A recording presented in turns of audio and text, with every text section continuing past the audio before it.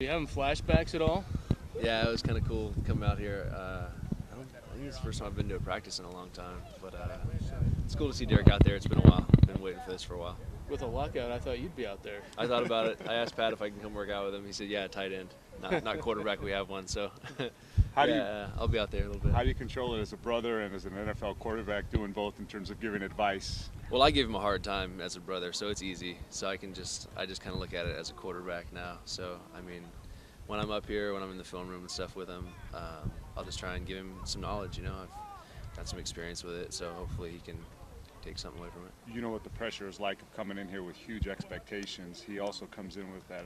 What type of advice are you going to be giving him? I know there's a long way before the first game of the season, but yeah, he's got a lot of time. You just got to take it one day at a time. It's like a cliche, but really, this is where all the work's going to be in. You got to do this, and you go through the summer and just keep guys together and stay sharp. The games will take care of themselves once all this stuff happens, so he'll be fine. Pressure-wise, if anybody can handle it, he can handle it. He's fine with that stuff. in terms of just being in the system and being around the program for so long, how much of an advantage do you think that is for him to come in? Yes, I know it's his first year, but he's seen you. He's been around. Well, it's cool just because Jeff is running the same system that we ran, when I was here. So I can, when I'm listening to the plays from the sidelines, I already know what's happening. So, and Derek knows too, because he's kind of grown up around that terminology a little bit. I kind of use that when we're out in the backyard throwing the ball around or whatever. So I think all this stuff's pretty comfortable for him. It's just going to be a matter of putting the work in, and he's done that so far. What are you doing now? Are you just waiting around? I'm just working out back in Bakersfield and just with some receivers down there and just waiting like everybody else. At what point in the summer and the spring does it start to affect your day-to-day routine in terms of not being able to report and do all that stuff? Yeah, well, for me now, I kind of have a pretty good routine that I can kind of just take with me all the way. The only thing I'm going to miss is just the actual reps, live team reps, and just the balls that I'm going to throw in practice, in Bakersfield, the same that I'd throw up there in San Francisco. But it's just the live reps against defenses that we'll probably miss. I think it's going to hurt everybody, though, so it'll be interesting to see what happens. How much of a disadvantage with a new coach, new system coming in that you guys aren't going to be able to be a part of? Yeah, that's going to be tough. I think that's going to be a hurdle that we have to kind of jump over. But I talked to Harbaugh before the lockout, and those guys went up and saw them a couple times. And they seem to think that it'll be okay, that the terminology is going to be simple enough to where we'll be able to transition right into it, even if we only have a couple weeks to get ready for our first game. You got the experience of going to the NFL draft, walking up there, showing the jersey, hearing your name, with all the talk of them saying they don't want these guys to go. What is your thought? Do you have any thoughts on that?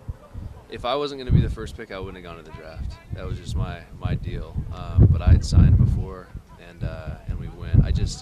I've had too many friends that have gone there after that. Aaron Rodgers, one of my good friends, that kind of sat there and waited. And it all worked out great for him, but it's just frustrating. It's hard to be in that position. If you don't go right when you're supposed to go, then you're automatically, oh, what's wrong with this guy? And then they're trying to zoom in on his face, and it's just a bad deal. So I'd stay home watching with my family if I was them. Would you advise the players not to go because there's kind of like a boycott going on right now? Yeah, I don't know. That's kind of I don't know, the whole situation between the players and and the owners. It's a frustrating thing for us, I'm sure.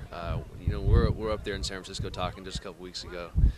Coach and players were like, let's just go on the field and play. That's all we really want to do. So it's all politics and stuff. But I wouldn't even try and get into that if I was those guys. If they want to stay home, stay home. If they want to go, go. But I wouldn't worry about the politics of the whole thing. Do you feel like you're still part of a rotation that could get the starting job with the 49ers? Yeah, that's what I was told. So it's an exciting time right now because it was nice to go up there and talk to a guy that actually speaks your language. I talked to him for 2 minutes already, and we had hours of things to talk about. Just from playing the position, he understands it. He understands the game, and it was a comforting feeling knowing that you're in good hands as the head coach. So this has to be really frustrating for you, then, not being able to be a part of that, knowing that you at least have a chance, right, to get back. Yeah, that's the hardest part, But I'm kind of just leaning on my knowledge of systems in the past, and the system that we're going to run up there is going to be pretty similar to some of the things I've done in the past. So that'll be easy. But yeah, it's frustrating because I'd like to be out there working at it right now, getting after it. Hey, when you see Derek out there, he kind of looks like you. He's got the towel out like you.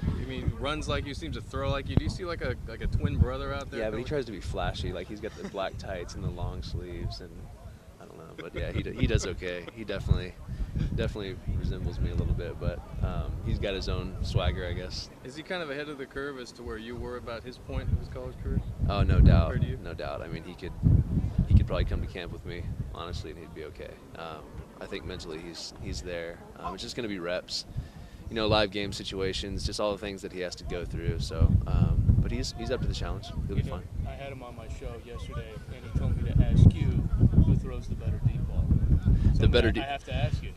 I'm pretty sweet with the deep ball. I'm going to say that myself, but he's got a nice one. He can throw it a long ways. I know that he went to my quarterback camp down there in Bakersfield, and I mean, I don't know how far the ball went because we stopped looking up after like 75 yards, but it was out there. Like, I was sitting at the 50 with all the high school kids. We're kind of just throwing the balls. I'm like, oh yeah, good job guys, 50. And they're all chanting for Derek to go up. And I hadn't really seen him like throw a ball like deep in a long time, a couple of years really. Because you never really just get out there and wing one. But he let this thing go, and I'm sitting at the 50, and it's still going up. And I was like, that's all I need to see. So he can huck it. He can throw it a long way. Is it true that he has a Boise State poster on his wall, and you won't let him take it down until he beats him? Yeah, that's true. Yeah, but I didn't beat him either, so he can probably just say, "Here, hand this back to you." But yeah, but he'll keep it up there until he beats him. Yeah, exactly. Cool. Thanks.